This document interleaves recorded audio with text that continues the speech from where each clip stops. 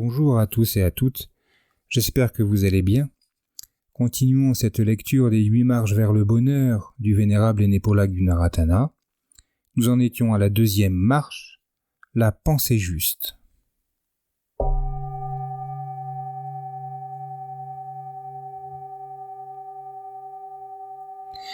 Ce n'est pas un mystère. La pensée peut nous rendre heureux ou malheureux. Disons que vous êtes assis sous un arbre par un beau jour de printemps. Rien de particulier ne vous perturbe, sauf peut-être la brise qui ébouriffe votre chevelure. Et pourtant, dans votre esprit, vous êtes loin d'ici. Peut-être vous souvenez-vous d'une autre journée de printemps, il y a plusieurs années, quand vous vous sentiez si mal. Vous veniez juste de perdre votre travail ou d'échouer à un examen, ou encore votre chat s'était sauvé. Ce souvenir se transforme en inquiétude. Et si je perdais de nouveau mon travail? Comment ai-je jamais pu dire de telles horreurs à un tel? Il n'y a pas de doute, c'est ceci ou cela qui va arriver, et je serai dehors sans un sou. Maintenant je suis vraiment coincé. Comment est-ce que je vais payer mes factures? Une inquiétude en entraîne une autre, qui, à son tour, en entraîne une autre.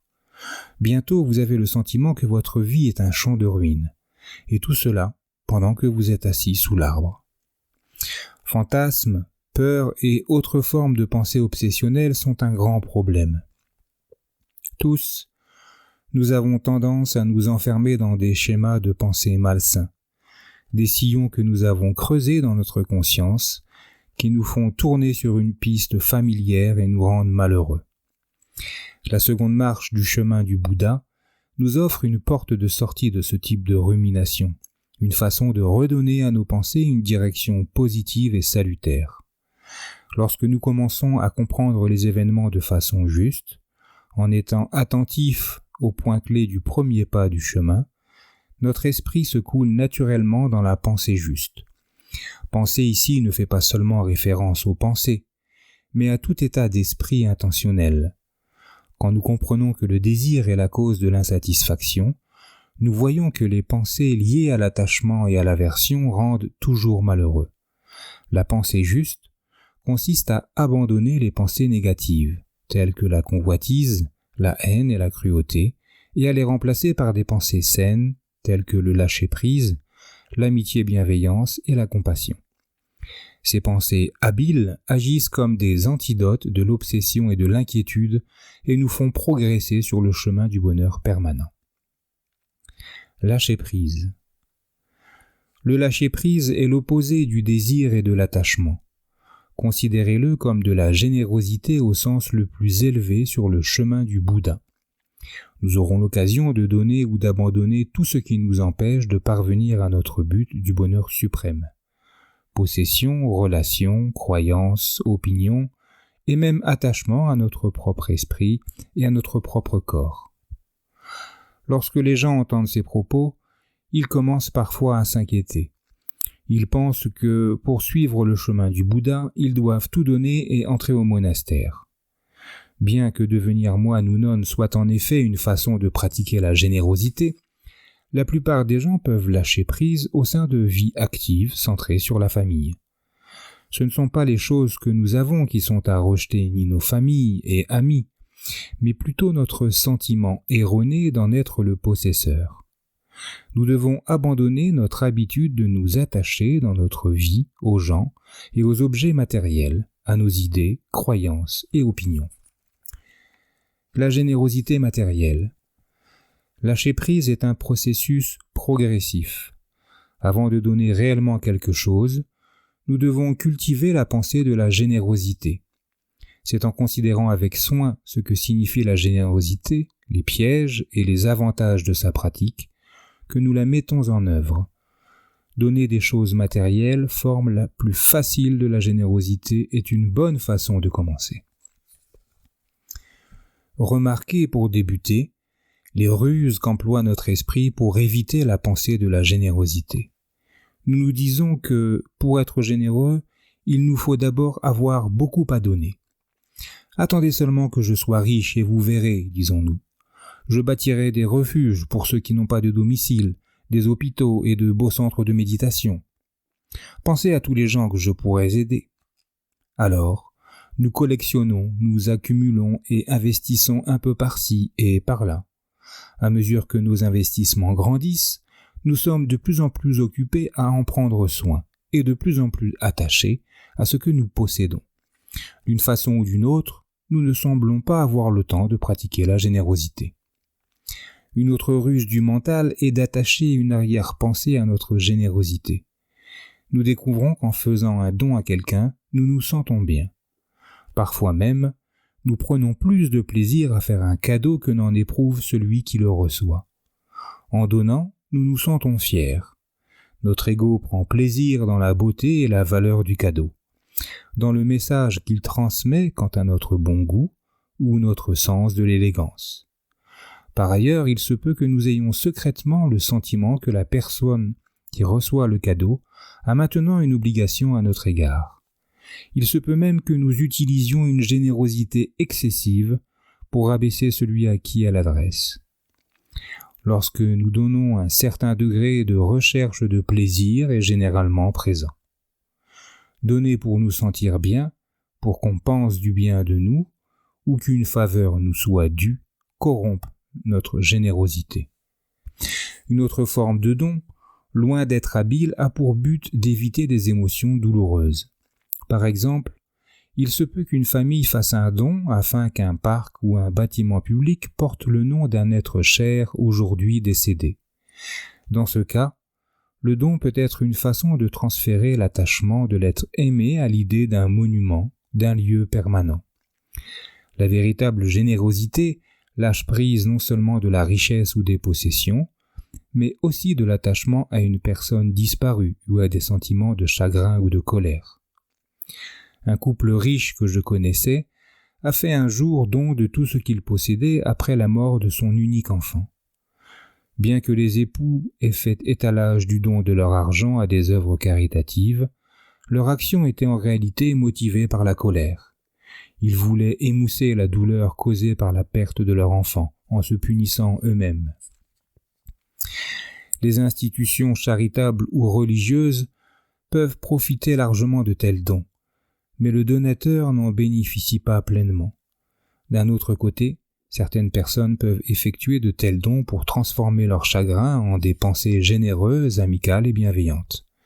Dans ce cas, cette générosité est habile et apporte l'apaisement.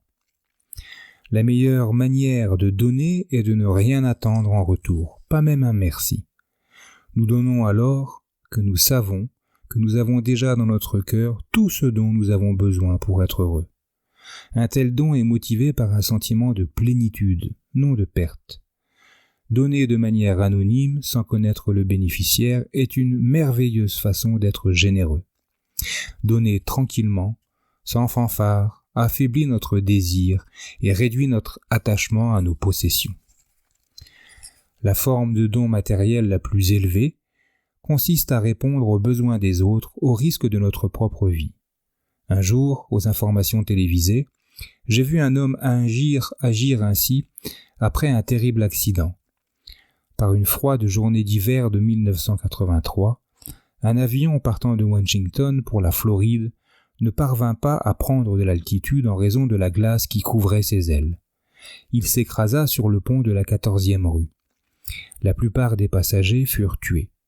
Beaucoup tombèrent dans l'eau glacée de la rivière Potomac, en fracassant la glace dont elle était couverte.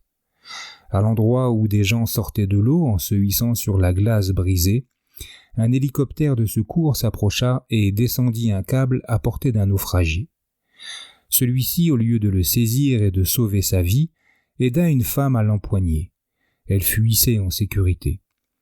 L'hélicoptère revint et, bien que l'homme fût gelé, il passa de nouveau le câble à une femme qui fut sauvée elle aussi. Lorsque l'hélicoptère revint pour la 3e fois, l'homme était mort de froid. Mais nous n'avons besoin ni d'une occasion d'agir héroïquement, ni d'une grande fortune pour pratiquer la générosité. Tout ce qu'il nous faut, c'est la volonté de donner ne serait-ce qu'un peu de soi-même. Dans cet esprit, nous pouvons par exemple passer un moment avec des personnes qui souffrent de la solitude. Mieux encore, nous pouvons les aider à surmonter leur insatisfaction en partageant avec eux ce que nous avons appris sur le chemin du Bouddha et ce que nous connaissons de la pratique de l'attention et de la méditation. Un tel partage surpasse tous les autres dons. L'attachement aux personnes, aux expériences et aux croyances. Comme nous allons le découvrir, la douleur naît du fait de s'attacher à quoi que ce soit. Forme, sensation, perception, formation volitive, entre parenthèses intention, et conscience. Abandonner notre tendance à nous attacher aux personnes, aux expériences et aux croyances est plus difficile que de donner des choses matérielles. Mais c'est encore plus important pour notre bonheur ultime. L'attachement à la forme corporelle a deux aspects. Bien évidemment, au cours de notre vie, nous nous attachons à d'autres personnes. S'attacher n'est pas la même chose qu'aimer. Ce n'est pas la même chose que prendre soin du bien-être d'une personne et vouloir qu'elle soit heureuse. Il s'agit plutôt d'une possessivité jalouse et obsessionnelle, qui cherche à s'approprier une autre personne. Nous pouvons tous penser à des maris et femmes qui essayent de se posséder l'un l'autre, ou à des amis si autoritaires et dominateurs qu'ils étouffent l'amitié. Dans les relations humaines, la pratique de la générosité consiste à faire confiance à l'autre, à lui permettre de jouir d'espaces de liberté et de dignité. Cependant, même les relations saines peuvent comporter un certain élément d'attachement. Tous les couples heureux espèrent que leur mariage durera. Une certaine composante de peur est toujours présente. Il partira. Elle mourra. Même s'il est pénible d'y penser, nous devons nous souvenir que tous les mariages heureux se terminent par la séparation. Et même si un couple vit ensemble pendant 50 ans et meurt ensemble en pleine félicité, au moment de la mort, les époux doivent se séparer et suivre leur propre voie en fonction de leurs actions passées. Un type plus subtil d'attachement au corps est celui que nous portons à notre forme physique et à la croyance que nous la contrôlons. Quelle que soit la santé et la force de notre corps, aujourd'hui, nous savons qu'il se dégradera avec l'âge, s'affaiblira et tombera malade. De plus, nous ne pouvons pas contrôler ce qui lui arrive. Nous ne pouvons pas contrôler le caractère agréable ou désagréable de notre prochaine sensation. Nous ne pouvons pas non plus contrôler le courant de pensée qui entre dans notre esprit. Par exemple, essayez de ne pas penser à l'image d'un chien. Y arrivez-vous ? C'est si peu, et nous n'y arrivons même pas. Nous essayons de nous défendre contre les assauts du changement constant, en construisant des concepts et des images, et en nous cramponnant fermement à ma maison, ma voiture, mon travail, mon conjoint, mon corps, comme si ces choses avaient leur propre existence sur laquelle nous pourrions nous reposer. Au fond de notre dépendance à leurs égards, il y a la terreur. Avec le temps, quelle que soit la force de notre emprise, tout se modifie et change. Les images auxquelles nous nous accrochons si fermement voleront en éclats comme du verre. Alors, comme nous souffrirons. Posséder, s'attacher, s'accrocher à quoi que ce soit rend la vie plus douloureuse. Utiliser un bien matériel sans s'attacher nous évite d'avoir le cœur brisé lorsqu'il est perdu, cassé ou volé.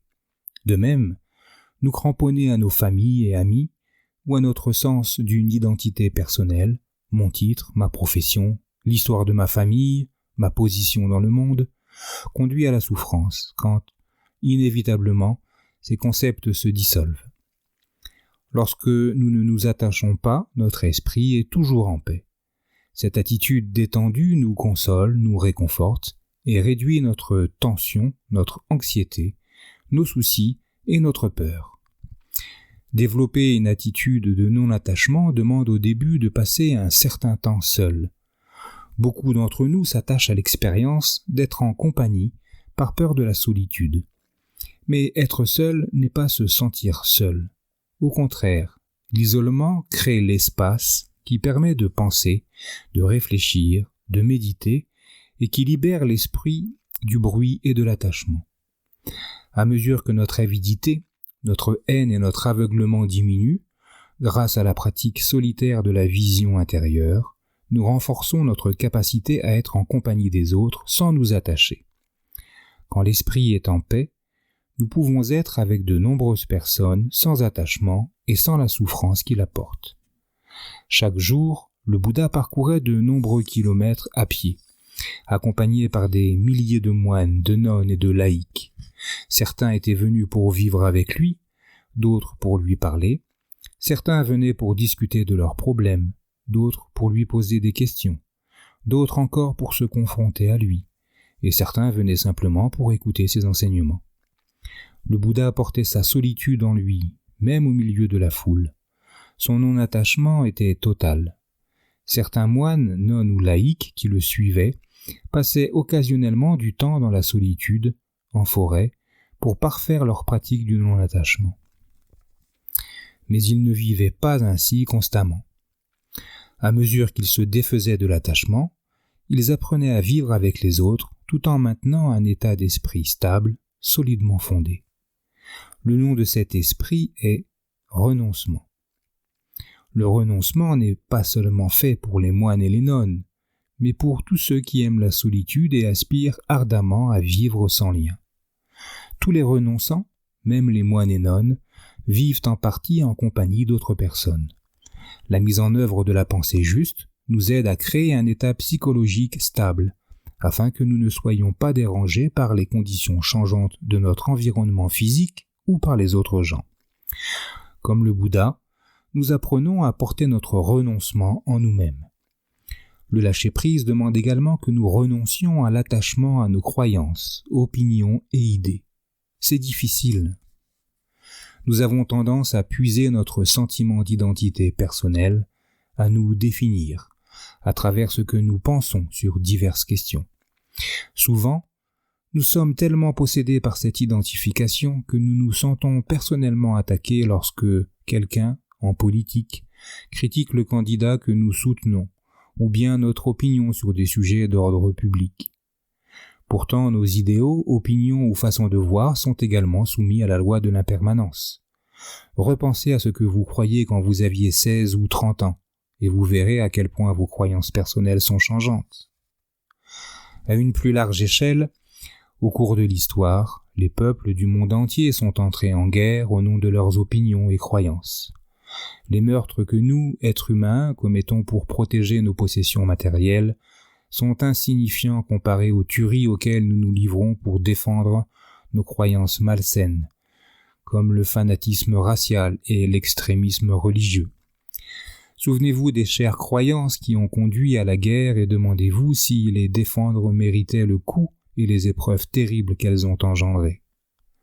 Abandonner les pensées, les mots et les actions de caractère malsain, créer l'espace permettant de cultiver les pensées salutaires, comme l'amitié-bienveillance, la joie altruiste, la non-violence et l'équanimité. Mais nous ne devrions pas même être attachés à ces saines pensées. Lâcher prise demande d'aller au-delà du bien et du mal. Le Bouddha nous a dit que pour finir, même ces enseignements devaient être abandonnés. Ces enseignements sont comme un radeau que l'on abandonne une fois le fleuve traversé. Étant donné que vous aurez même à abandonner les états d'esprit bénéfiques créés par ces enseignements, combien plus encore devriez-vous abandonner les mauvais états d'esprit? Je ne suis pas en train de suggérer que vous serez capable d'abandonner tous vos attachements d'un seul coup et que vous serez libéré du jour au lendemain. Rechercher l'illumination instantanée peut être un grand piège de l'ego. Au cours de mes voyages et des retraites que je conduis, il arrive que des gens viennent à moi et m'informent qu'ils sont rapidement parvenus à l'illumination. Je réponds en citant la description faite par le Bouddha des attributs de celui qui a atteint des niveaux d'illumination.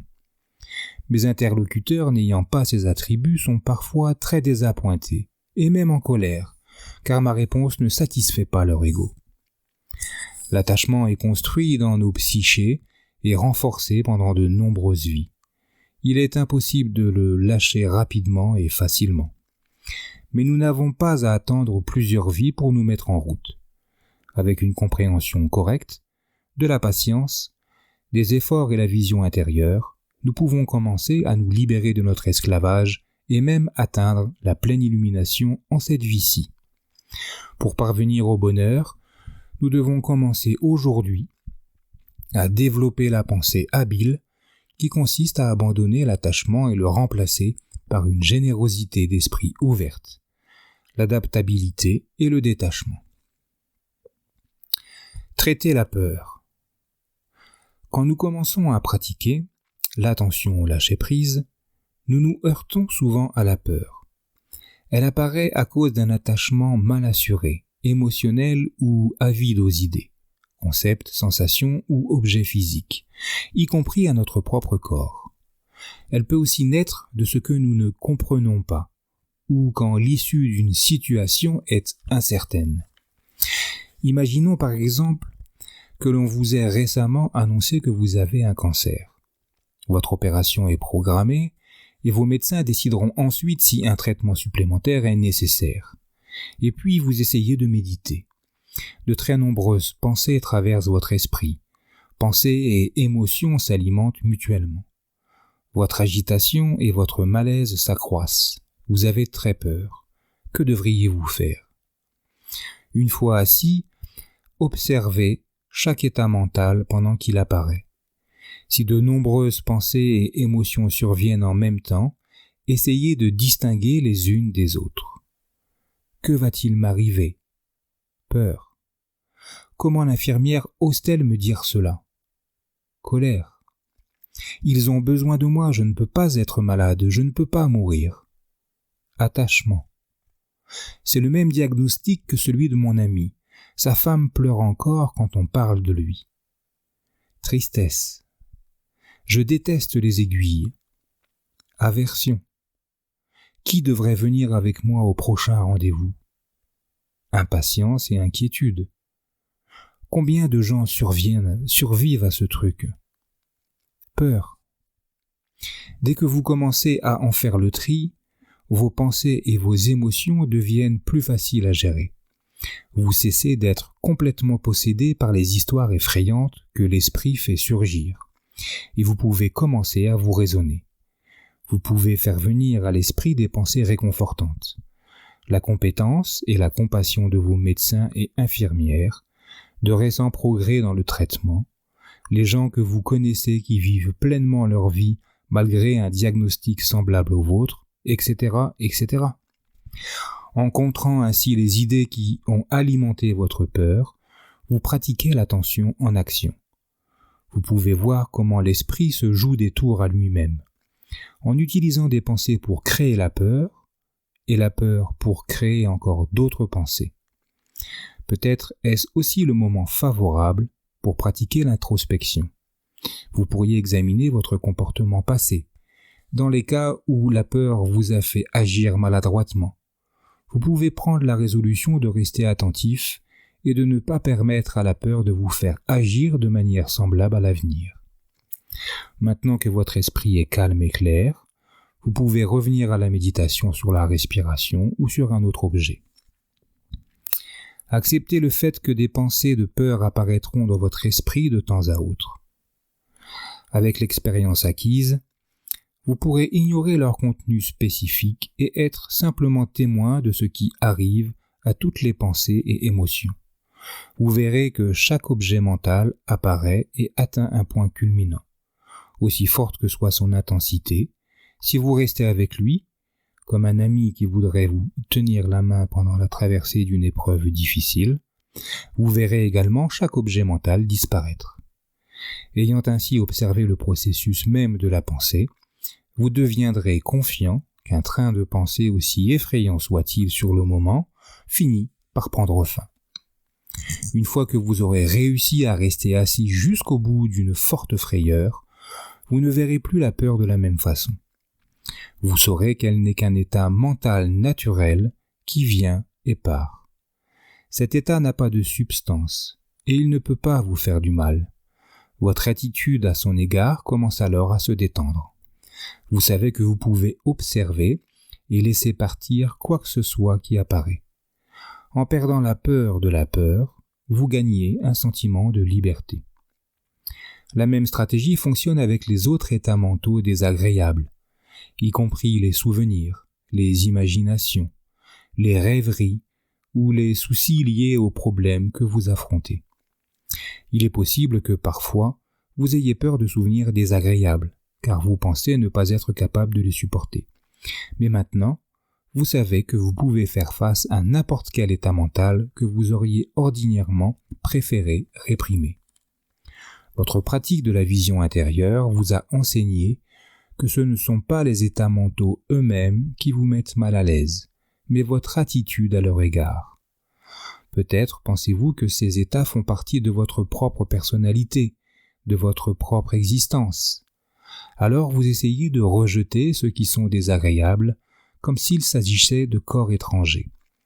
Mais en réalité, vous ne pouvez pas en rejeter un seul, parce qu'ils ne sont pas vôtres pour commencer. Votre meilleure stratégie consiste à soutenir l'observation ininterrompue de votre esprit, sans réaction d'attirance ni d'aversion envers tout ce qui apparaît, mais en travaillant habilement à libérer l'esprit de tous les états malsains. L'amitié et bienveillance. En laissant partir les états mentaux négatifs, vous créez dans votre esprit l'espace nécessaire pour cultiver des pensées positives. Penser de manière juste ou habile signifie que nous remplaçons les pensées de colère ou d'hostilité par des pensées d'amitié et bienveillance. L'amitié et bienveillance, ou méta, est une capacité naturelle. C'est une tonalité chaleureuse de sympathie, un sentiment d'interconnexion avec tous les êtres. Étant donné que nous aspirons à la paix, au bonheur et à la joie pour nous-mêmes, nous savons que tous les êtres doivent aspirer aux mêmes états. L'amitié et bienveillance fait rayonner dans le monde entier le souhait que tous les êtres jouissent d'une vie confortable, harmonieuse, dans l'estime mutuelle et une aisance appropriée. Bien que la graine de l'amitié et bienveillance soit en nous, tous, nous devons tous faire l'effort de la cultiver. Quand nous sommes rigides, étriqués, tendus, anxieux, pleins de soucis et de craintes, notre capacité naturelle d'amitié et bienveillance ne peut pas fleurir. Pour cultiver la graine, nous devons apprendre à nous détendre, dans un état d'esprit paisible, comme celui qui est obtenu par la méditation de la vision intérieure. Nous pouvons oublier nos différends passés avec les autres, pardonner leurs fautes, leurs faiblesses et leurs offenses. Alors, l'amitié et bienveillance grandit naturellement en nous. Comme dans le cas de la générosité, l'amitié et bienveillance commence par une pensée. Habituellement, notre esprit est plein de conceptions, d'opinions, de croyances, d'idées. Nous avons été conditionnés par notre culture, nos traditions, notre éducation, nos fréquentations et nos expériences. À partir de ces conditions mentales, nous avons développé préjugés et jugements. Ces idées rigides étouffent notre bienveillance naturelle. Pourtant, dans cet enchevêtrement de pensées confuses, l'idée de notre amicale interconnexion avec les autres apparaît tout de même occasionnellement. Nous l'entreapercevons comme nous pourrions entrevoir un arbre durant un éclair une nuit d'orage. À mesure que nous apprenons à nous détendre et à laisser partir la négativité, nous commençons à reconnaître nos partis pris et à ne pas les laisser nous dominer. Alors, la pensée de l'amitié bienveillance commence à briller et à manifester sa véritable force et sa vraie beauté. L'amitié bienveillance que nous souhaitons cultiver n'est pas l'amour tel que nous l'entendons habituellement. Quand vous dites que vous aimez quelqu'un, ce que vous concevez dans votre esprit est généralement une émotion conditionnée par le comportement ou les qualités de cette personne. Peut-être admirez-vous son apparence, ses manières, ses idées, sa voix, son attitude. Si ces conditions changeaient, ou bien vos goûts, vos envies ou vos toccades, ce que vous appelez amour pourrait bien changer aussi. Dans les cas extrêmes, cet amour pourrait même se transformer en haine. Cette dualité amour-haine pénètre tous nos sentiments d'affection ordinaires. Vous aimez une personne et haïssez une autre, ou bien vous aimez maintenant et haïssez plus tard, ou vous aimez quand vous en avez envie et haïssez de même, Ou encore, vous aimez quand tout est calme et rose, et haïssez quand quelque chose va mal. Si votre amour change de cette manière, d'un moment à un autre, d'un lieu à un autre, d'une situation à une autre, alors ce que vous appelez amour n'a rien de commun avec l'amitié-bienveillance. Il est possible que ce soit du désir érotique, une demande de sécurité matérielle, ou de vous sentir aimé, ou quelque autre forme d'avidité déguisée. L'amitié-bienveillance véritable n'a aucune arrière-pensée. Elle ne se transforme jamais en haine lorsque les circonstances changent. Elle ne vous fait jamais vous mettre en colère si vous n'obtenez pas de faveur en retour. Elle vous incite à vous conduire avec bonté envers tous les êtres, à tout moment, et à parler avec gentillesse en leur présence comme en leur absence. Lorsqu'il est pleinement développé, le filet de votre amitié-bienveillance inclut toute chose dans l'univers sans exception. Il est sans limite, sans frontières.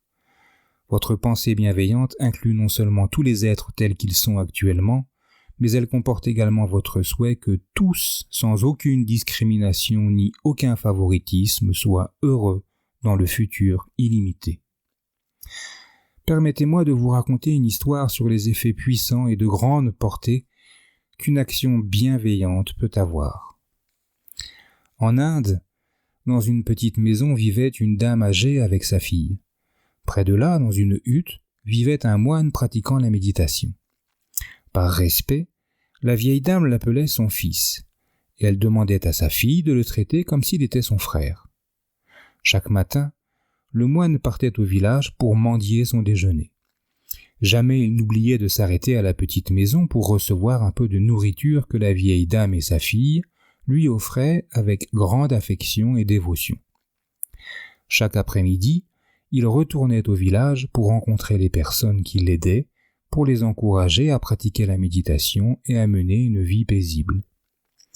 Un après-midi, en chemin pour aller au village, le moine surprit par hasard une conversation entre la vieille dame et sa fille. Elle lui disait « Chérie, demain ton frère viendra à la maison quêter sa nourriture. Voici du beurre clarifié, voici du miel, voici du riz, voici des épices, voici des légumes. Prends bien soin de lui préparer un repas délicieux. » La jeune fille demanda à sa mère « Où vas-tu demain ? » « J'ai l'intention de passer la journée en forêt pour méditer dans la solitude. »« Mais que vas-tu manger ? » ?»« Je vais préparer une petite soupe au riz avec le reste de celui d'aujourd'hui. Cela me suffit. Mais je compte sur toi pour préparer un bon repas à ton frère et le lui offrir quand il viendra à la maison. » En entendant cette conversation, le moine pensa « Cette vieille dame m'aime et me respecte tellement qu'elle a donné des instructions à sa fille pour me préparer un délicieux déjeuner, alors qu'elle-même va manger une simple soupe avec du riz de la veille. Je ne mérite pas ce déjeuner délicieux, avant d'avoir atteint l'illumination complète. Je dois être digne de son don plein d'amour. C'est le moment pour moi de faire des efforts sans relâche pour me libérer de tous les états d'esprit négatifs. » Le moine décida de ne pas retourner au village pour mendier sa nourriture, jusqu'à ce qu'il ait atteint la pleine libération de l'esprit. Il suspendit sa robe de dessus, s'assit sur son siège de méditation et prit la résolution suivante. « Que mon sang se tarisse, que ma chair se flétrisse, que ce corps soit réduit à un squelette, je ne me lèverai pas de ce siège avant d'avoir atteint le stade final de la libération. » Ayant fait ce vœu, le moine médita tout l'après-midi, toute la nuit et une partie du lendemain matin. Juste avant l'heure de partir mendier son déjeuner, il atteignit son but. Alors le moine revêtit ses robes et alla au village avec son bol à aumône. Quand il rendit visite à la petite maison, la fille de la vieille dame lui offrit le délicieux repas. La jeune fille attendit anxieusement que sa mère revienne à la maison après sa journée de méditation. Ce soir-là, aussitôt que la mère arriva, la jeune fille courut vers elle et dit « Mère, je n'ai jamais vu notre moine aussi serein, aussi posé, aussi radieux, calme, aussi beau. Ma chérie, Il doit avoir atteint la véritable liberté, la libération des états d'esprit négatifs. Nous avons beaucoup de chance d'avoir un tel moine près de notre maison. Mais si nous l'honorons réellement, nous devons suivre ses pas. À partir de maintenant, nous allons méditer avec plus de vigueur pour chercher à atteindre le même état. Alors, mère et fille méditèrent jusqu'à ce qu'elles aussi parviennent à des états élevés de réalisation. De nombreux villageois suivirent leur exemple et atteignirent des niveaux d'illumination. Tel fut l'effet de grande portée de l'amitié bienveillance d'une vieille dame. Aimez vos ennemis. Certaines personnes se demandent comment elles peuvent étendre le sentiment d'amitié bienveillance à leurs ennemis. Elles se demandent comment il leur serait possible de dire sincèrement « Puissent mes ennemis être bien portants, heureux et en paix. Puissent-ils ne rencontrer ni difficultés ni problèmes ?» Cette question provient d'une erreur de compréhension. Une personne dont l'esprit est plein de problèmes peut nous offenser ou nous blesser. Nous appelons cette personne un ennemi. Mais en réalité, il n'existe personne qui soit un ennemi. C'est l'état d'esprit négatif de la personne qui nous cause des problèmes. Or, la vision intérieure nous montre que les états d'esprit sont impermanents. Ils sont temporaires, amendables et adaptables. Sur le plan pratique, la meilleure chose que je puisse faire pour assurer ma propre tranquillité et mon bonheur est d'aider mes ennemis à surmonter leurs problèmes. Si tous mes ennemis étaient sans douleur, sans insatisfaction, sans affliction, névrose, paranoïa, tension ou anxiété, ils n'auraient plus de raison d'être mes ennemis. Une fois libéré de la négativité, un ennemi est exactement comme n'importe qui d'autre, un merveilleux être humain. Nous pouvons pratiquer l'amitié bienveillance envers tout le monde, parents, enseignants, amis, personnes hostiles ou indifférentes, personnes qui nous causent des problèmes. Nous n'avons pas besoin de connaître les gens ou d'en être proches pour ce faire. En fait, il est parfois plus facile de ne pas les connaître. Pourquoi ? Parce que si nous ne les connaissons pas, nous pouvons les traiter tous de la même façon. Nous pouvons regarder la multitude des êtres dans l'univers comme s'ils étaient des grains de lumière dans l'espace et leur souhaiter à tous d'être heureux et en paix.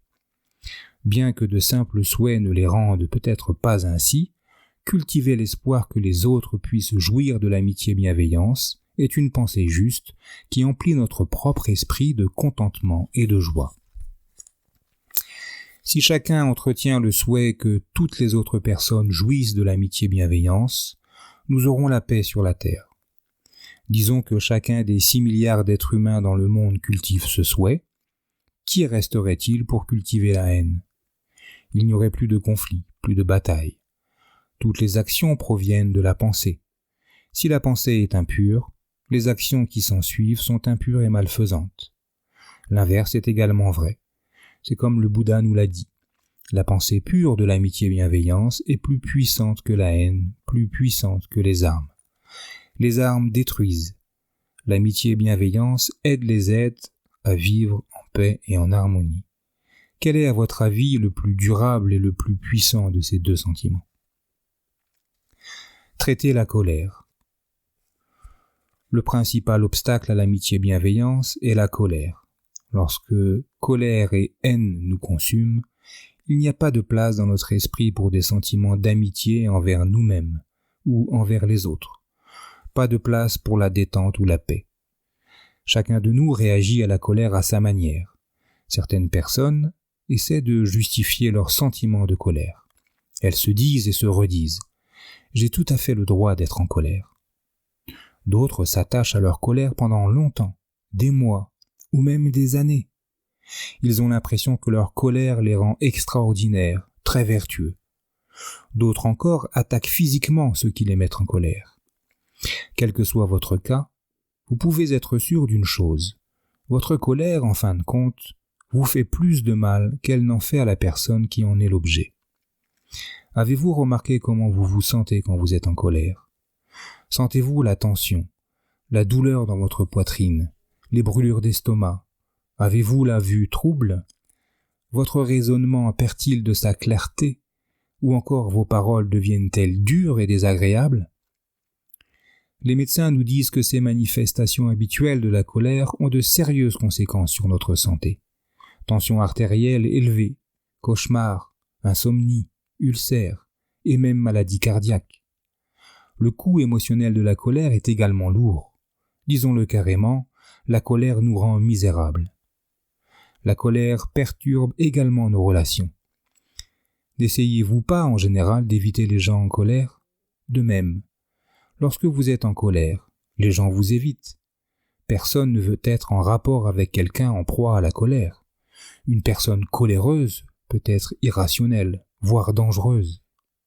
De plus, fréquemment, la colère ne cause aucun préjudice à la personne envers laquelle elle s'exprime. Dans la plupart des cas, votre colère contre la personne qui vous a insulté ne lui fait aucun mal.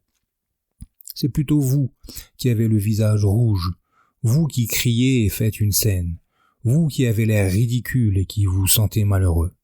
Il est même possible que votre adversaire trouve votre colère divertissante.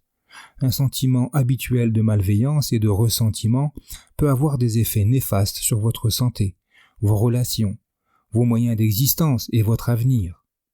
Il peut ainsi arriver que vous fassiez vous-même l'expérience des terribles maux que vous souhaitez à votre ennemi.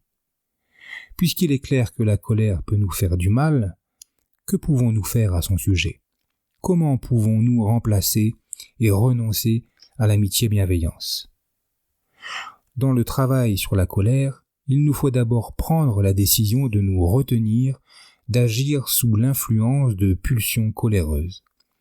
Chaque fois que je pense à la retenue, je me souviens de l'éléphant de mon oncle. Quand j'étais un jeune enfant, mon oncle avait un grand éléphant et mes ennemis et mes amis et moi aimions l'exciter en lui lançant des pierres, jusqu'à ce qu'il soit en colère contre nous. Il était si grand qu'il aurait pu nous écraser s'il l'aurait voulu. Ce qu'il faisait au lieu de cela était remarquable. Une fois, alors que nous lui jetions des pierres, l'éléphant se servit de sa trompe pour attraper une badine du diamètre d'un crayon et pour nous en donner des coups sur le postérieur. Il fit ainsi preuve d'une grande retenue en ne faisant que ce qui était nécessaire pour que nous le respections. Après quoi, pendant quelques jours, il continua de nous en vouloir et ne nous laissa pas le monter. Mon oncle nous dit de l'emmener à la grande crique et là, nous lui avons frotté la peau avec des écorces de noix de coco. Pendant qu'il se détendait et savourait le plaisir d'être dans l'eau fraîche, après cela, il renonça à toute rancune contre nous. Maintenant, je dis à mes étudiants, quand vous vous sentez en droit de réagir violemment sous l'effet de la colère, souvenez-vous de la modération du grand et gentil éléphant de mon oncle. Une autre façon de traiter la colère est de réfléchir à ses conséquences. Nous savons très bien que, lorsque nous sommes en colère, nous ne voyons pas clairement la vérité. Il en résulte que nous pouvons commettre bien des actions néfastes. Comme nous l'avons appris, nos actions intentionnelles passées sont la seule chose que nous possédions réellement. Notre vie future est déterminée par nos actions intentionnelles d'aujourd'hui, tout comme notre vie actuelle est l'héritière de notre comportement intentionnel passé. Les actions intentionnelles commises sous l'influence de la colère ne peuvent pas mener à un avenir heureux. Le meilleur antidote aux émotions coléreuses est la patience. Être patient ne signifie pas laisser les autres vous marcher dessus. Cela veut dire vous donner du temps, grâce à l'attention, pour vous permettre d'agir de manière juste. Lorsque nous réagissons à la provocation par la patience, nous disons la vérité au bon moment et avec le juste ton. Nous utilisons des mots aimables, appropriés, doux, comme si nous parlions à un enfant ou à un ami cher, pour lui éviter de faire quelque chose de nuisible pour lui-même ou pour les autres. Bien que vous puissiez élever la voix, cela ne signifie pas que vous soyez en colère. Vous êtes plutôt en train de protéger habilement quelqu'un auquel vous tenez. Une histoire célèbre illustre la patience du Bouddha et son habileté quand il faisait face à une personne en colère. Il y avait une fois un brahmane de haut rang et de grande autorité.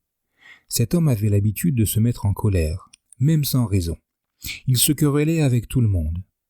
Si quelqu'un à qui l'on faisait du tort ne se mettait pas en colère, il était en colère contre lui parce que cette personne ne l'était pas. Le brahmane avait entendu dire que le Bouddha ne se mettait jamais en colère. Un jour, il vint voir le Bouddha et l'injuria en proférant des insultes à son égard. Le Bouddha l'écouta avec compassion et patience. Puis il lui demanda « Avez-vous de la famille, des amis ou des parents ?» « Oui, j'ai beaucoup de parents et d'amis, » répondit le brahmane. « Leur rendez-vous visite périodiquement ?» demanda le Bouddha. « Naturellement, je vais souvent les voir. »« Leur apportez-vous des cadeaux lorsque vous leur rendez visite ?»« Bien sûr, je ne vais jamais les voir sans un cadeau, » dit le brahmane. Le Bouddha demanda « Lorsque vous leur faites des cadeaux, supposez qu'ils ne les acceptent pas. Qu'en feriez-vous dans ce cas ? » « Je les emporterai à la maison et en profiterai avec ma famille. » Le Bouddha dit alors « De même, ami, vous m'avez fait un cadeau. Je ne l'accepte pas. Il est entièrement vôtre. Emportez-le à la maison et profitez-en avec votre famille. » L'homme était profondément embarrassé. Il comprit et admira la vie compatissante du Bouddha. Finalement, pour surmonter la colère, vous pouvez considérer les bienfaits de l'amitié-bienveillance. Selon le Bouddha, quand vous pratiquez l'amitié-bienveillance, vous dormez confortablement, vous vous réveillez confortablement, et vous avez des rêves agréables. Vous êtes aimé par les êtres humains et par les êtres non humains. Les dieux vous protègent. Si vous êtes plein d'amitié-bienveillance à ce moment, ni le feu, le poison, ni les armes ne peuvent vous atteindre.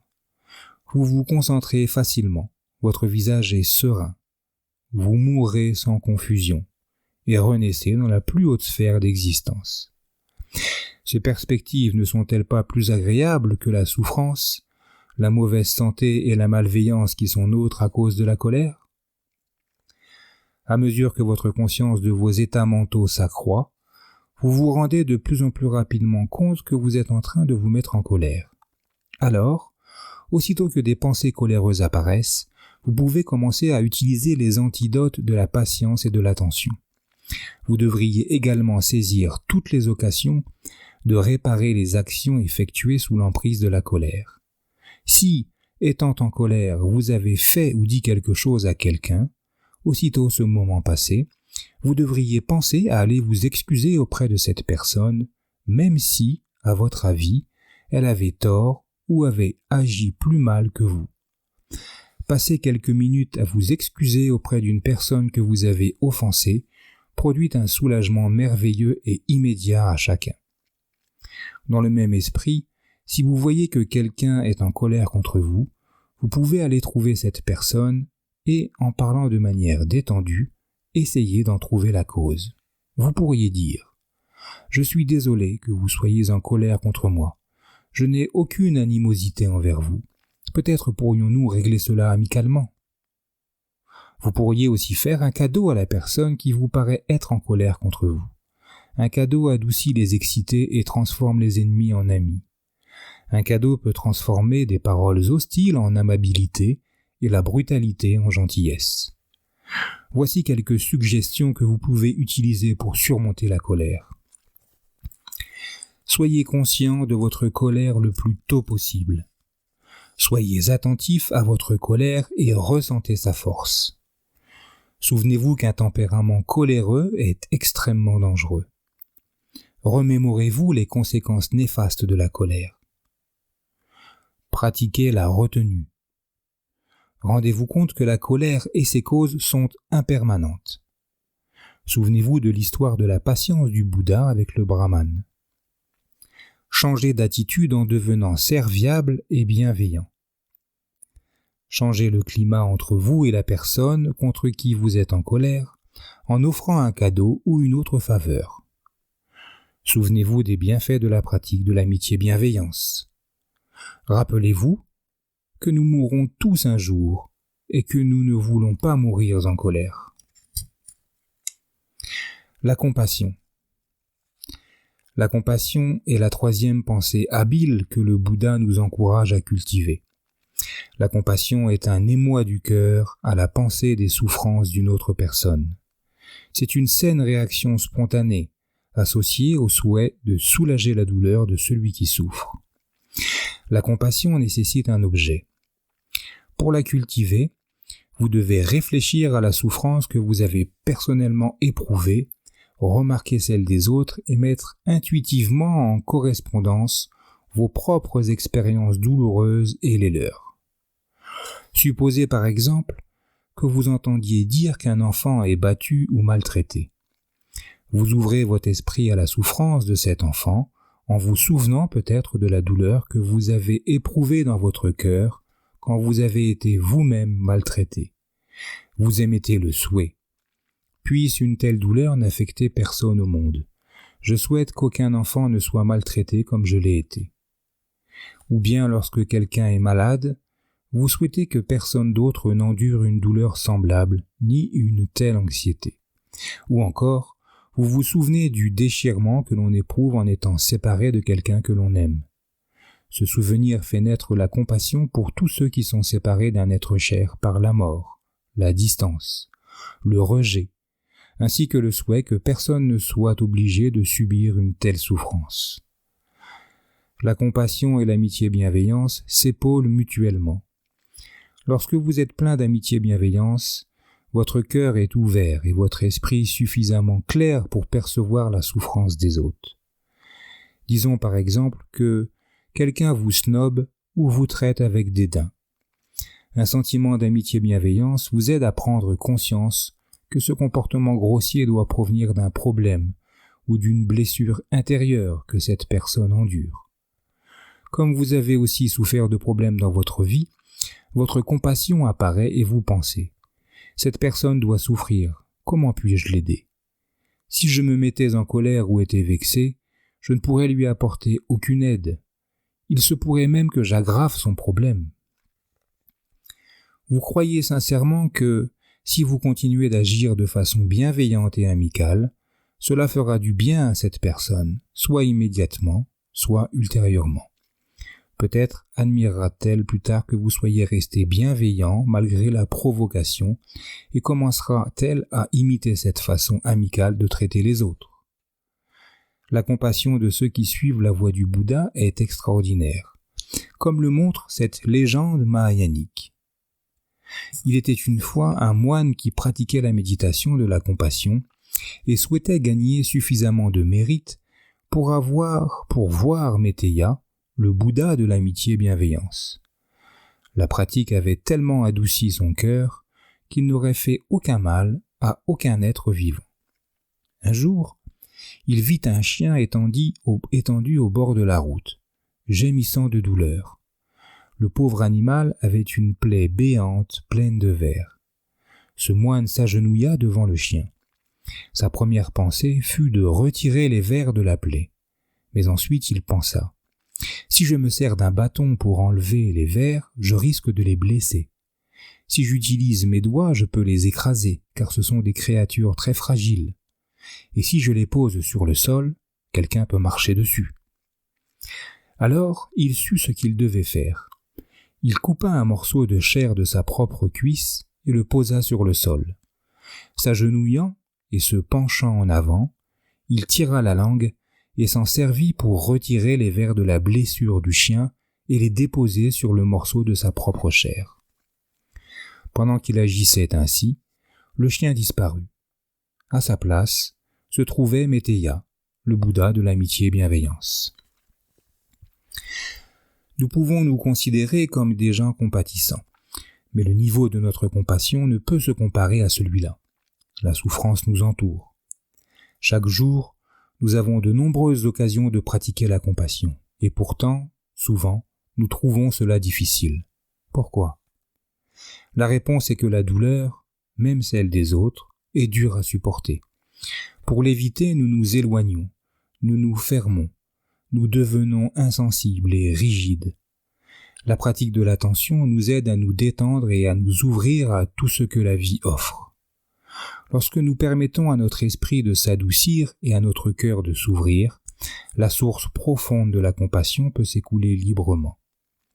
Pratiquer la compassion envers les personnes qui font partie de notre vie est certainement un défi, mais c'est essentiel pour notre bonheur, maintenant et à l'avenir. Nos parents, nos conjoints et nos enfants ont besoin de notre compassion. Nous avons également besoin de compassion pour nous-mêmes. La compassion envers soi-même. Certains parmi vous pourraient se demander pourquoi pratiquer la compassion envers soi-même. Prendre soin de moi est égoïste, pourriez-vous dire. Mes besoins ne sont pas importants. La véritable pratique spirituelle consiste à pratiquer la compassion envers les autres. C'est beau à dire, mais n'êtes-vous pas en train de vous abuser vous-même ? Quand vous examinerez attentivement votre esprit, vous découvrirez qu'il n'y a personne dans l'univers entier à qui vous teniez plus qu'à vous-même. Il n'y a rien de mal à cela.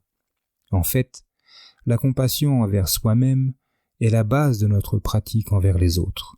Comme l'a dit le Bouddha, ayant examiné le monde entier avec mon esprit, jamais je n'ai trouvé quelqu'un qui me soit plus cher que moi-même. Étant donné que nous nous aimons plus que les autres, celui qui s'aime lui-même ne devrait jamais faire de mal aux autres. C'est une erreur de croire qu'il est plus raffiné ou spirituel d'être dur avec soi-même ou de se considérer comme sans valeur.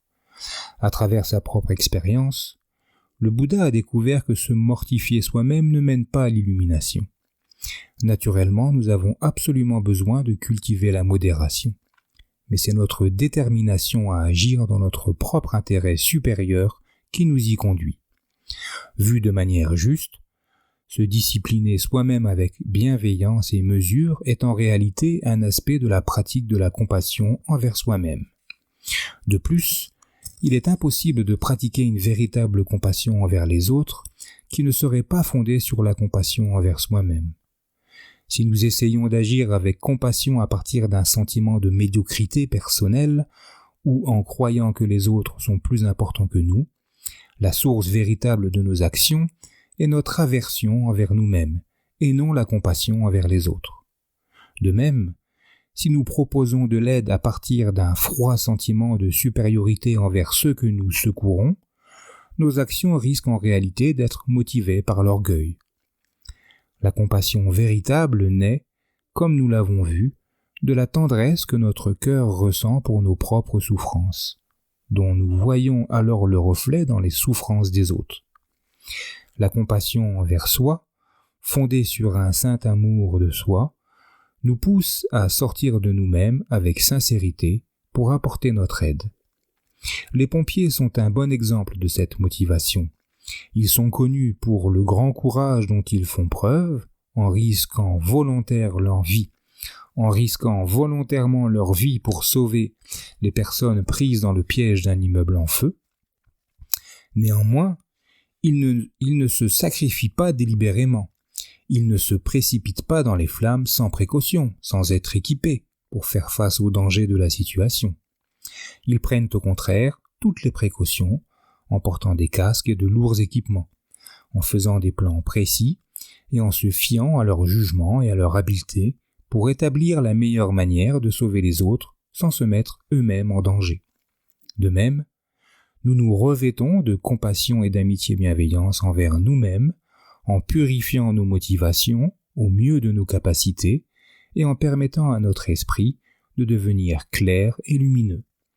À partir de cet espace de clarté, nous pouvons aider les autres efficacement et aussi favoriser nos propres progrès spirituels. À vrai dire, la division entre soi et les autres est plus floue dans notre esprit que nous en sommes habituellement conscients. Quelles que soient les attitudes mentales dont nous nous servons habituellement envers nous-mêmes, nous les utilisons envers les autres, et celles que nous utilisons envers les autres, nous les employons envers nous-mêmes. Cette situation peut être comparée au fait de nous servir de la nourriture et d'en servir aux autres, à partir du même plat. Tout le monde finit par manger la même chose. Aussi, devons-nous examiner soigneusement ce que nous servons. Pendant que nous sommes assis en méditation, nous devrions examiner comment nous agissons envers nous-mêmes et envers les autres. Lorsque les choses ne vont pas comme nous le souhaitions, ou que des erreurs se produisent. Réagissions-nous avec des reproches ou en pardonnant, avec anxiété ou équanimité, dureté ou bonté, patience ou fureur? Bien qu'il soit important pour nous de remarquer nos erreurs, de ressentir leurs effets, de prendre la résolution de nous amender, l'autocondamnation et les autres types d'autoflagellation ne sont d'aucune utilité pratique. Personne ne se sent en paix après avoir été réprimandé. En général, les gens ont un mouvement de recul et ils se mettent en colère, sur la défensive ou s'entêtent. Imaginez par exemple que quelqu'un qui pratique des exercices pour perdre du poids. Si un jour il omet de faire sa pratique quotidienne et aggrave ce manquement en se disant « Toi, gros lourdeau, tu ne changeras jamais », quelle chance y a-t-il pour qu'il fasse ses exercices le lendemain? L'esprit non éclairé et non éduqué, il est ignorant, il souffre. C'est pourquoi nous faisons des choses regrettables. Se souvenir que nos erreurs sont dues à notre propre souffrance accroît notre compassion envers nous-mêmes, plus que des jugements sévères et des insultes à notre égard. Il est particulièrement important que nos efforts pour méditer et suivre le chemin du Bouddha soient abordés avec une attitude compatissante. Nous pratiquons les 8 marches du Bouddha vers le bonheur pour alléger notre souffrance. Si nous rendons notre fardeau plus pesant en adoptant une façon de voir oppressante et critique envers notre pratique, nous risquons, à juste titre, de constater rapidement que notre souffrance a empiré. Nous pouvons même nous sentir obligés d'arrêter. Les Occidentaux qui cherchent à suivre le chemin du Bouddha semblent tout particulièrement tomber dans ce piège mental. Selon mon optique orientale, ils paraissent souvent ambitieux, surmenés, polarisés et anxieux. Quand ils commencent à méditer et découvrent la nature de singe, de l'esprit, ils essayent immédiatement de le contrôler. Ils cherchent à l'immobiliser, à le discipliner par la force de la volonté. Mais l'esprit n'obéit aux ordres de personne. Souvent, ils développent des frustrations, s'autocritiquent et se durcissent. Cela peut également se produire avec des étudiants plus expérimentés, déçus de ne pas avoir encore atteint leur but spirituel. Il est important que tout étudiant du chemin du Bouddha se souvienne qu'il y a une différence entre observer l'esprit et le contrôler.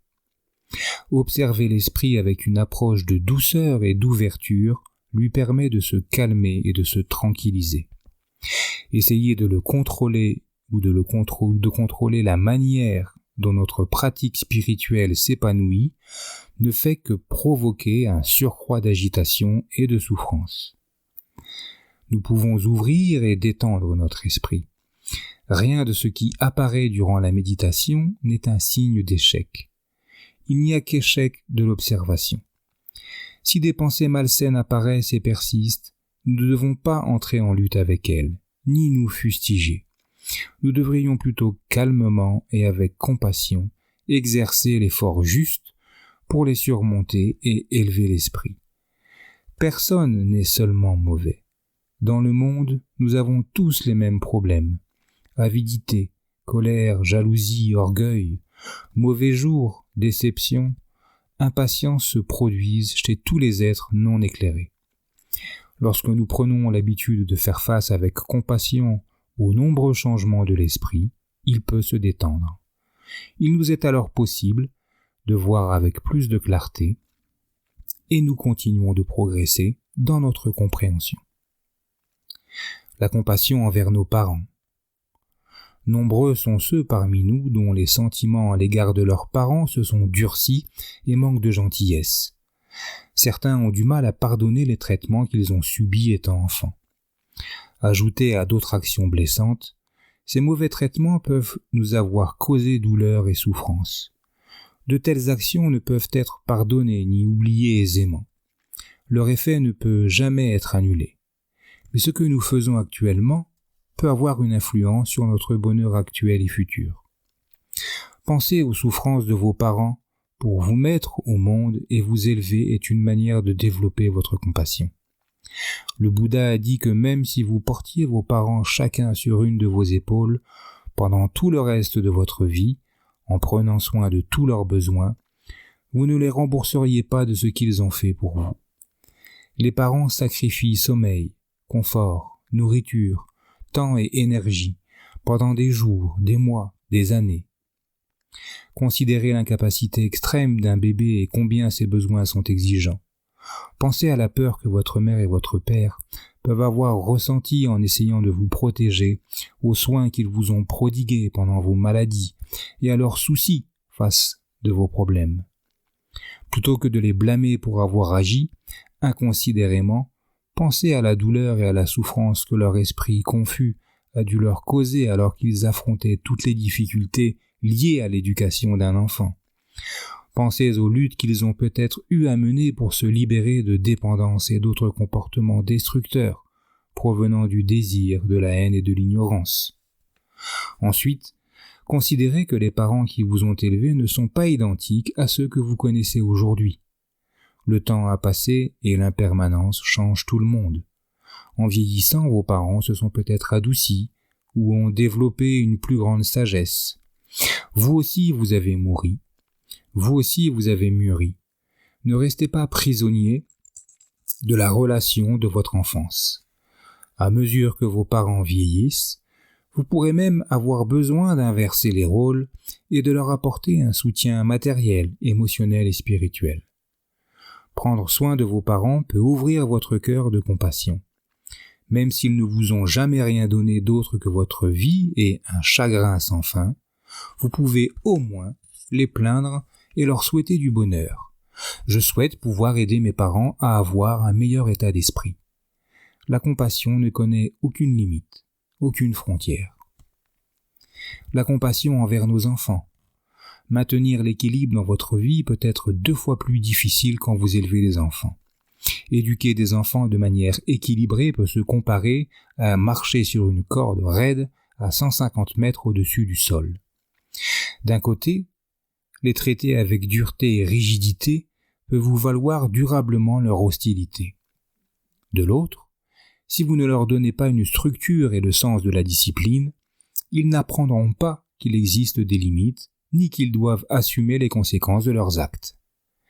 Si les enfants sont aimés et instruits, éduqués et soignés avec l'honneur et le respect qu'ils méritent en tant qu'êtres humains, ils deviendront des adultes responsables, aimants et bienveillants. Après votre départ, vos enfants porteront sur leurs épaules les fardeaux du monde. Ils peuvent apporter paix et bonheur à vous-même, aux autres membres de la famille, à la société et au monde entier. Mais comme le savent tous les parents, les enfants peuvent mettre à l'épreuve la patience la plus tolérante. Lorsque vous vous retrouvez en train de lutter avec eux, pensez à trouver dans votre cœur un espace de détachement. Abandonnez votre besoin de voir les choses aller comme vous le voulez. Faites plus d'efforts pour comprendre les points de vue de vos enfants, leurs besoins, leurs peurs ou leurs intérêts. Et lorsque vous aurez une meilleure compréhension de ce à quoi ils sont confrontés, votre cœur fondra de compassion. Avec un état d'esprit compatissant, vos actions auront toujours une tonalité de bonté et de douceur, ce qui est très utile pour surmonter les difficultés avec qui que ce soit, enfant ou adulte. Si vous manquez de compassion envers vos enfants, vous pouvez encore, heureusement, la cultiver. C'est juste une question de pratique. Les gens ne connaissent pas d'instinct la meilleure façon d'élever un enfant pour qu'il devienne un adulte en bonne santé, responsable et bienveillant. Cette capacité doit être apprise. Si vous êtes parent, il vous incombe d'apprendre autant que cela vous est possible à élever vos enfants de manière saine, sans leur enseigner l'avidité, la haine et l'ignorance. Ces influences néfastes sont déjà suffisamment nombreuses dans le monde. Par-dessus tout, vous pouvez faire preuve de compassion envers les enfants lorsque vous leur apprenez le lâcher-prise, l'amitié bienveillance et la compassion. La compassion envers notre conjoint. Pratiquer la compassion envers notre conjoint requiert générosité et patience.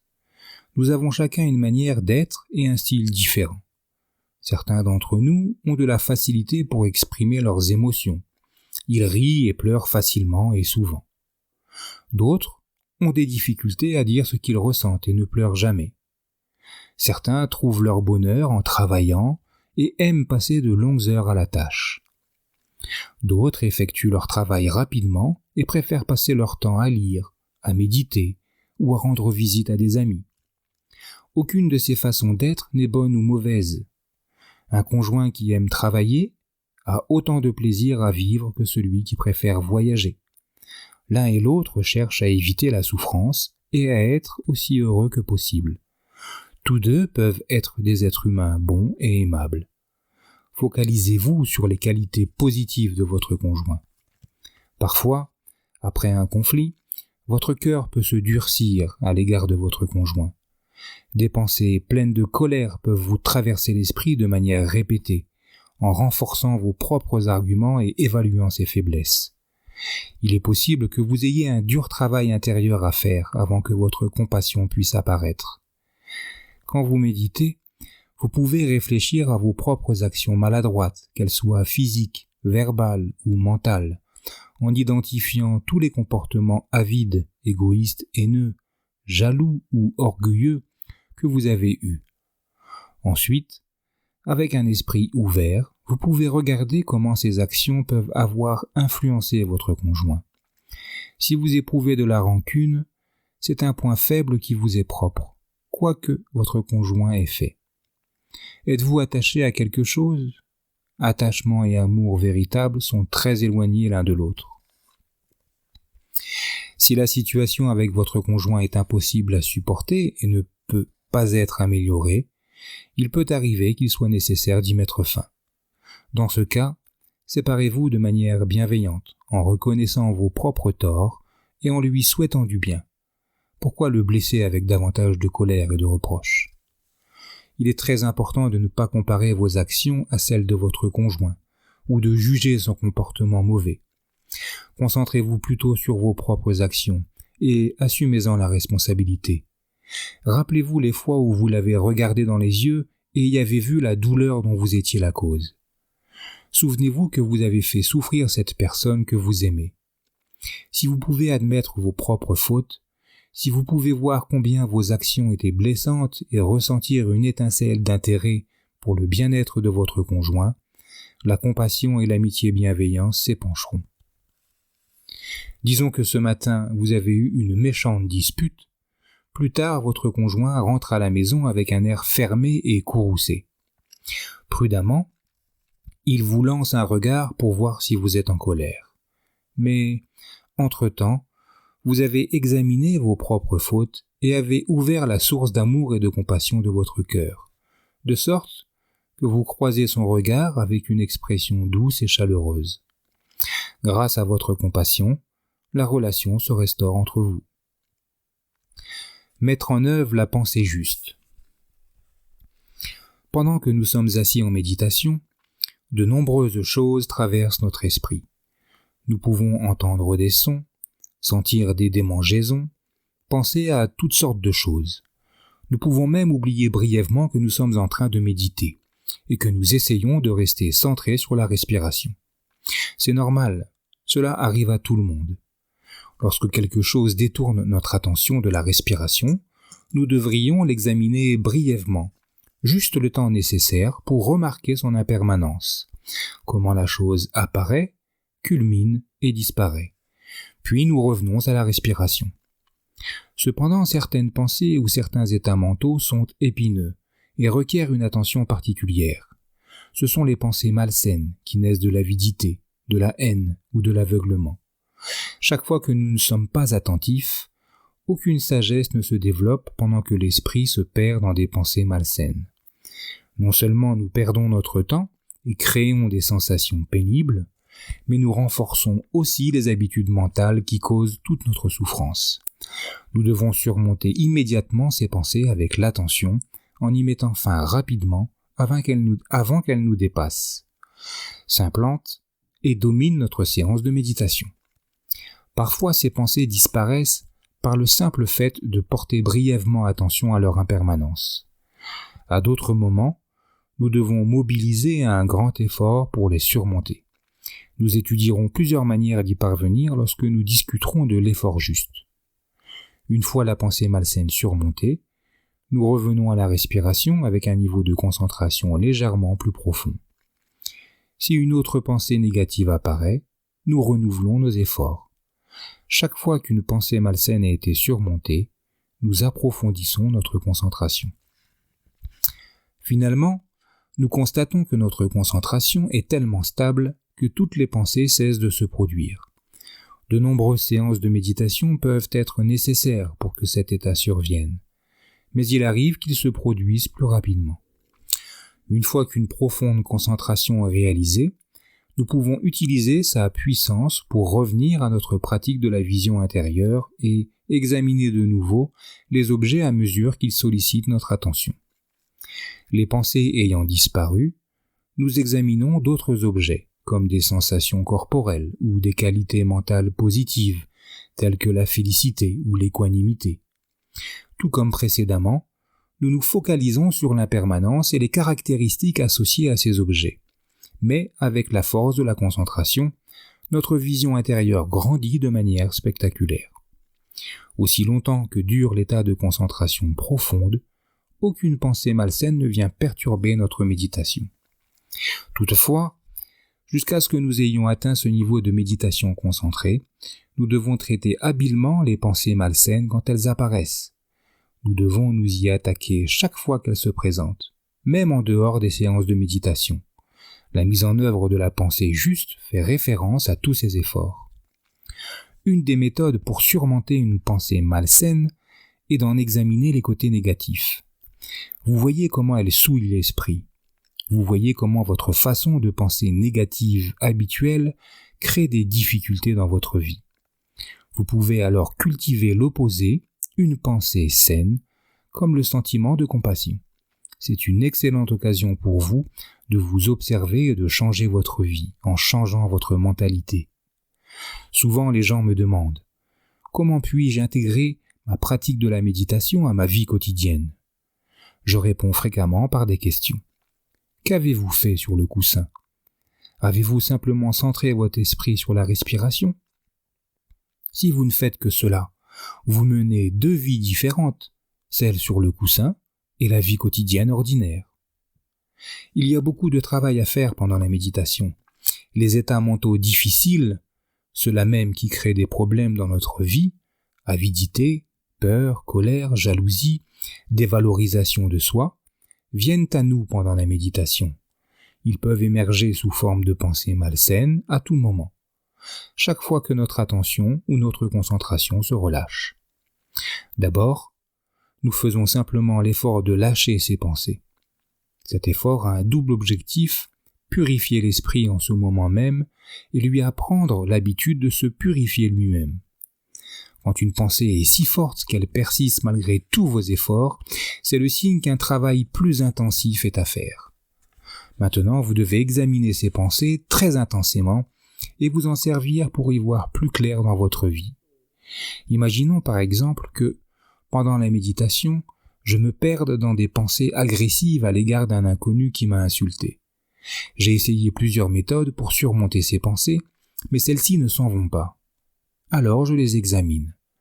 Je regarde d'abord comment cette pensée affecte ma pratique, comment elle crée une tension corporelle et modifie ma tension artérielle, comment elle génère un sentiment persistant de malveillance envers cette personne. Je vois que de telles pensées agressives sont mauvaises, car elles me font du mal et affectent mon esprit de manière tellement négative que je pourrais même blesser d'autres personnes. Ensuite, peut-être vais-je considérer combien je serais embarrassé si l'on savait ce que je suis en train de penser et développer une saine honte que de telles pensées puissent dominer mon esprit. Ce type d'examen crée souvent une distance suffisante pour libérer l'esprit de l'état négatif. Lorsque l'esprit est clair, j'ai la possibilité d'examiner mes pensées plus profondément et de réfléchir à ce qui les a causées. Je me demande, pourquoi ai-je continué d'être fâché après avoir été insulté? À quoi étais-je attaché pour que l'insulte s'incruste dans mon esprit? Peut-être vais-je découvrir que la cause se trouve dans mon passé et qu'elle n'a rien à voir avec l'insulte. Ensuite, je réfléchis encore. Bon, c'est vrai, cet homme m'a insulté. Mais qu'ai-je fait pour qu'il se mette en colère? Étais-je trop pressé ou trop avide? Trop arrogant? Sans doute n'avais-je aucune mauvaise intention, mais je sais que j'ai déjà irrité des gens de cette façon. Il faut que je m'y prenne mieux la prochaine fois. En réfléchissant ainsi sur mes motifs et mes actions maladroites, je prends la résolution de m'améliorer. Et, dès lors que je vois ma propre part de responsabilité dans le conflit, je peux même développer de la compassion pour cet homme que j'ai fait si fortement souffrir qu'il a éprouvé le besoin de m'insulter en retour. Ce type de réflexion sur soi est une partie cruciale de la pratique méditative. Avant son illumination, le Bouddha lui-même l'utilisait. Il se servait de ses pensées malsaines comme d'outils pour regarder à l'intérieur et corriger ses défauts. Dans la forêt, pendant qu'il méditait avant son illumination, il se disait en lui-même « J'ai cette faiblesse, j'ai fait cela dans le passé, à partir de maintenant, mon comportement doit être différent. » Vous pouvez en faire autant.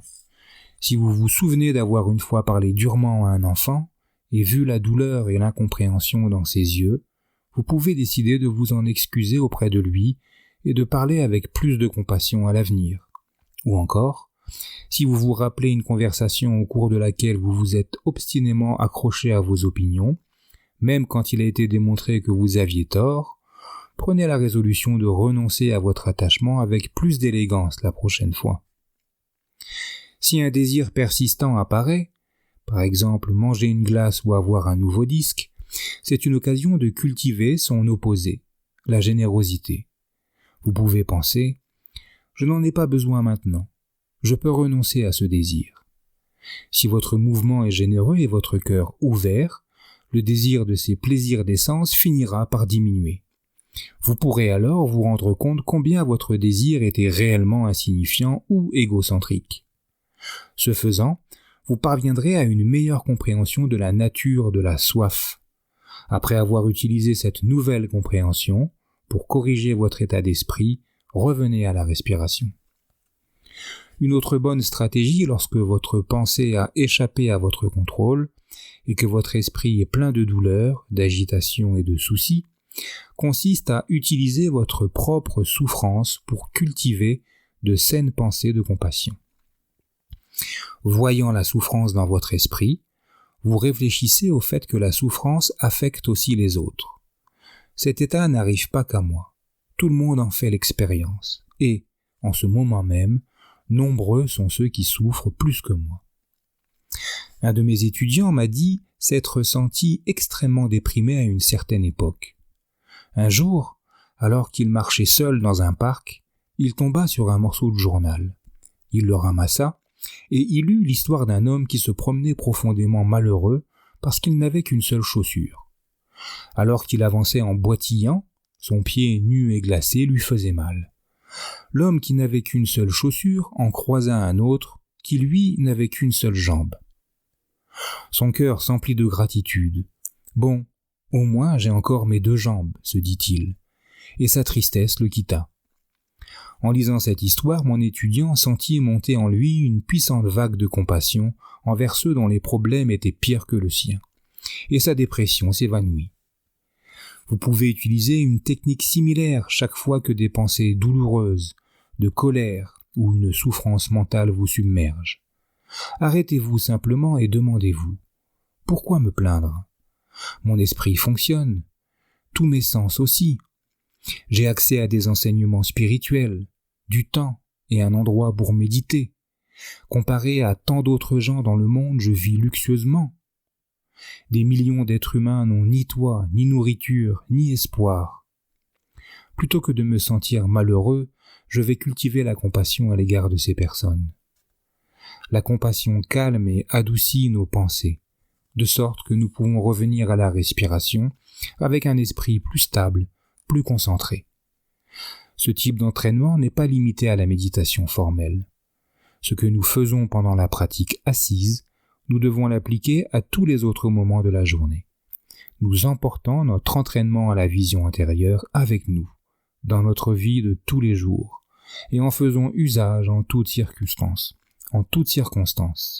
dans l'autobus, au travail, quand nous nous sentons malades, quand nous faisons nos courses. Autrement, quelle serait l'utilité de passer autant d'heures sur le coussin? Faites tous vos efforts pour éviter ou interrompre les états d'esprit nocifs et pour encourager ceux qui sont bienfaisants, tout comme vous le faites sur le coussin. Il est extrêmement stimulant de pratiquer de cette façon en dehors de la méditation, car chaque jour nous offre une multitude d'occasions de réagir aux impressions sensorielles par des comportements d'avidité, de colère ou erronés. Supposons que vous visitiez une galerie marchande et que dans une vitrine, vous voyez quelques objets attirants. À cause de vos pensées non disciplinées, vous ne pouvez pas détourner les yeux des objets.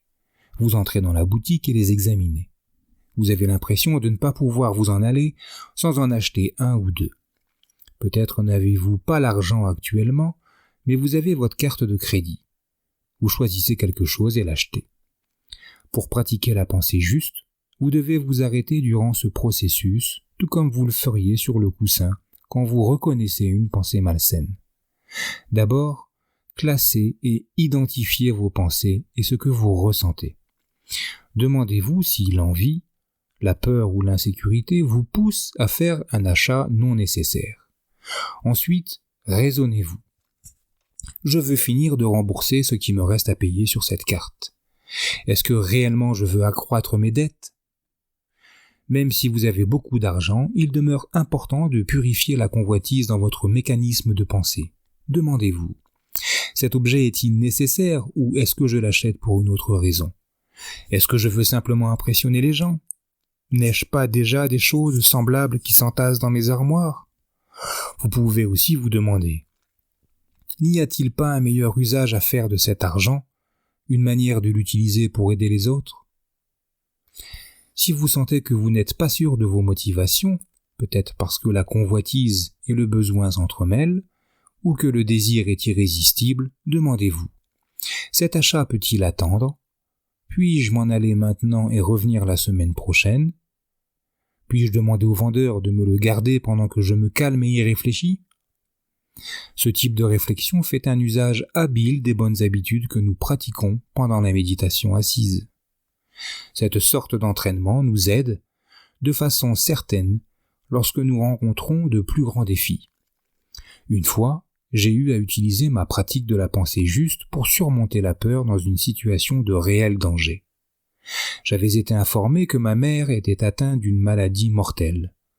Parti de Washington pour le Sri Lanka, j'ai changé d'avion et pris un jumbo jet à Hawaï. 1 ou 2 heures après le décollage d'Hawaï, j'ai remarqué en regardant par le hublot des flammes sortant de l'un des moteurs de l'appareil. Puis, la voix du pilote se fit entendre par le haut-parleur. Il annonça que le moteur était en feu et que nous faisions demi-tour. Il demanda au personnel de bord de donner des instructions sur la manière de quitter l'avion si nous parvenions à rejoindre Hawaï. Le steward nous dit de rester tranquillement assis avec nos ceintures de sécurité attachées. Lors de l'atterrissage, dit-il, des lumières au sol nous conduiraient aux 8 issues de secours. Les portes s'ouvriraient et des toboggans d'urgence sortiraient de l'appareil. Nous aurions à sauter sur les toboggans sans un instant d'hésitation, à nous laisser glisser au sol et à nous éloigner de l'avion en courant.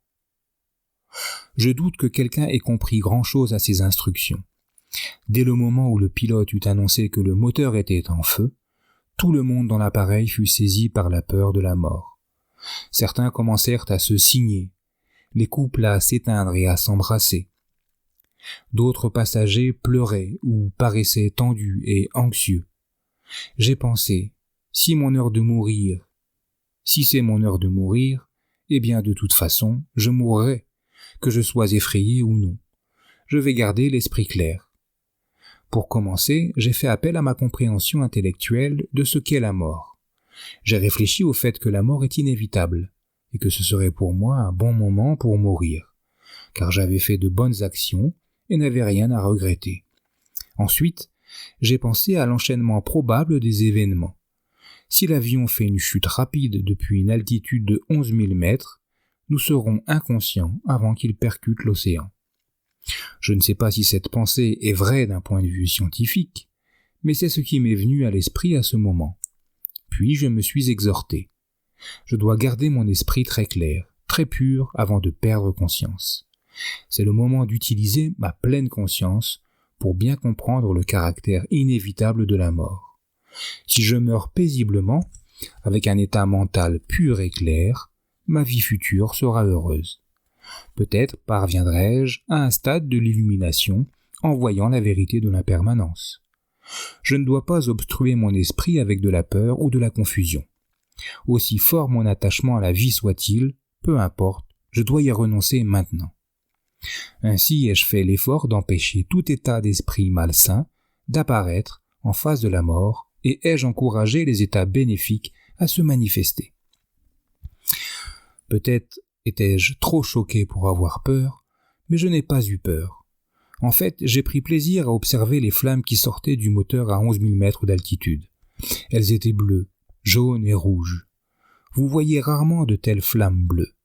Parfois, elles s'élançaient vers l'espace. À d'autres moments, elles étaient basses. Elles ressemblaient à un feu d'artifice ou à une aurore boréale. Pendant que je profitais du spectacle, les quelques 300 autres passagers souffraient terriblement. Je les regardais de temps à autre et voyais leur terrible angoisse à la simple pensée de la mort. Ils semblaient presque morts avant de mourir. Pourtant, j'ai remarqué que les petits-enfants ne semblaient pas affectés. Ils continuaient de rire et de jouer, comme s'ils le faisaient avant la crise. J'ai pensé, je vais me mettre à leur place dans un esprit d'enfant. Nous parvînmes à regagner Hawaï et l'avion fit un atterrissage forcé. Nous sortîmes par les issues de secours comme on nous l'avait expliqué en glissant sur les toboggans. Glisser ainsi fut pour moi une expérience toute nouvelle. Peut-être tous les autres passagers s'étaient-ils au moins une fois laissés glisser sur le toboggan d'une aire de jeu dans leur enfance, mais je n'avais jamais rien fait de ce genre dans le pauvre village où j'ai grandi. Ainsi, jusqu'à la fin, ai-je trouvé beaucoup de satisfaction dans cette expérience. Point clé pour se souvenir de la pensée juste. Comme nous sommes en train de le découvrir, marcher sur le chemin du bonheur enseigné par le Bouddha requiert de pratiquer chacune des 8 marches dans le monde réel. Nous avons besoin que les destinataires de nos dons généreux les acceptent. Nous avons besoin d'amis et d'ennemis pour servir d'inspiration à notre amitié et bienveillance. Nous avons besoin d'êtres qui souffrent pour développer notre compassion. La société humaine procure un parfait terrain d'essai pour ces points clés de la pensée juste. Quand nous développons la compréhension juste, la pensée juste s'épanouit naturellement. Penser peut nous rendre heureux ou malheureux. Le Bouddha nous a enseigné 3 pensées.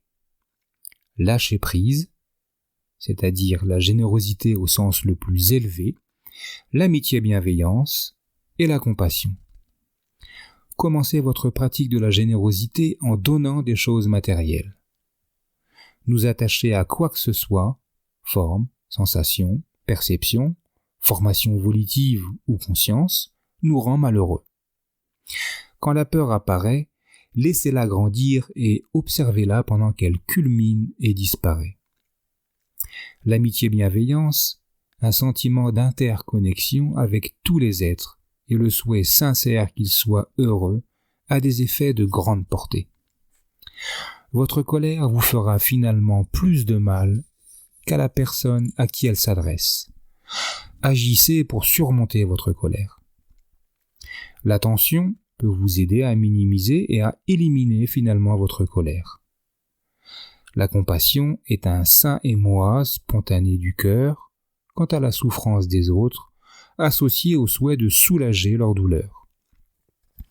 Développer la compassion envers vous-même, vos parents, vos enfants et votre conjoint vous aidera à vous détendre et adoucira votre cœur.